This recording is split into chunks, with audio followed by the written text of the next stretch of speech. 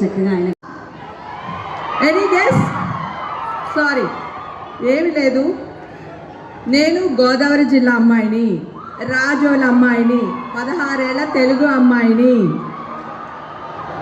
ఈరోజు నేను చాలా గర్వంగా 500 పైచిలుకు సినిమాలు చేశాను అని చెప్పుకోదగ్గ ఆర్టిస్ట్ని అయ్యాను అంటే నా భాష, నా తెలుగు భాష, నా ఎటకారం, నా స్లాంగ్.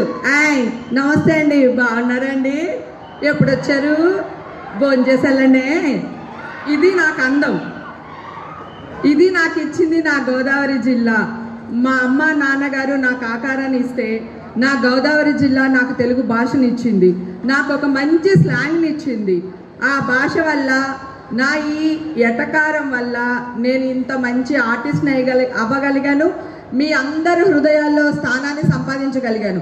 నాకంటే పెద్ద హీరోయిన్స్ ఉన్నారు, నాకంటే చాలా గొప్ప గొప్ప ఆర్టిస్టులు ఉన్నారు, కానీ వాళ్ళందరూ మీ ఇళ్లలో అమ్మాయిలు అవ్వలేకపోయారు. ఎందుకు అంటే నేను మీ అమ్మాయిని, మీ తెలుగు అమ్మాయిని. అందుకే మీరు నన్ను ఇంత ప్రేమగా అభినందనతో చాలా చాలా చాలా ఆనందమైన విషయం ఏంటంటే, ఇంకా మా అమ్మగారు, మా తమ్ముడు అందరూ రాజోల్లోనే, గోదావరి జిల్లాలోనే ఉంటున్నారు. అదే గోదావరి జిల్లాలో నేను గోదావరి సగం ఈత కొట్టాను.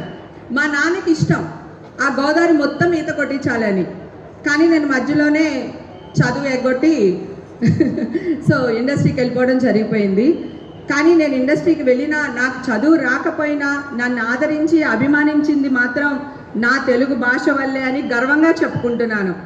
Thank you. ఈ సందర్భాన్ని నాకు కలగజేసిన చైతన్యరాజు గారు అంటే ఎవరో అనుకుంటా ఉన్నాను నేను మొన్నటి వరకు. అంటే మా అమ్మగారికి ఒంట్లో బాగాలేదండి, ఆ విషయమే ఆయనకి కాల్ చేశాను. అది నా అదృష్టం అయింది, ఈరోజు ఇక్కడికి మళ్ళీ రాగలిగాను నేను. అయితే నేను ఆయన్ని సత్యనారాయణ రాజు గారు అనే పేరుతోనే పిలుచుకున్నా. ఇక్కడికి వచ్చిన తర్వాత తెలిసింది ఆయన తెలుగు భాష మీద కానీ, ఈ చదువు మన పిల్లలకి అందజేయటంలో కానీ గొప్ప ఉన్నత స్థితిలో ఉండబట్టి, చైతన్యాన్ని క్రియేట్ చేయబట్టి ఆయనకి చైతన్యరాజు గారు అని పేరు వచ్చిందని అర్థమైంది. Thank you so much sir, నన్ను ఇక్కడికి పిలిచినందుకు. ఉంటాను.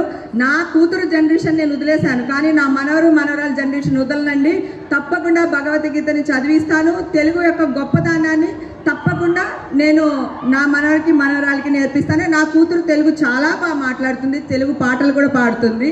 సో ప్రతి ఒక్కరి ఇంట్లో కూడా భగవద్గీత ఉండాలి అని మనస్ఫూర్తిగా కోరుకుంటున్నానండి. Thank you.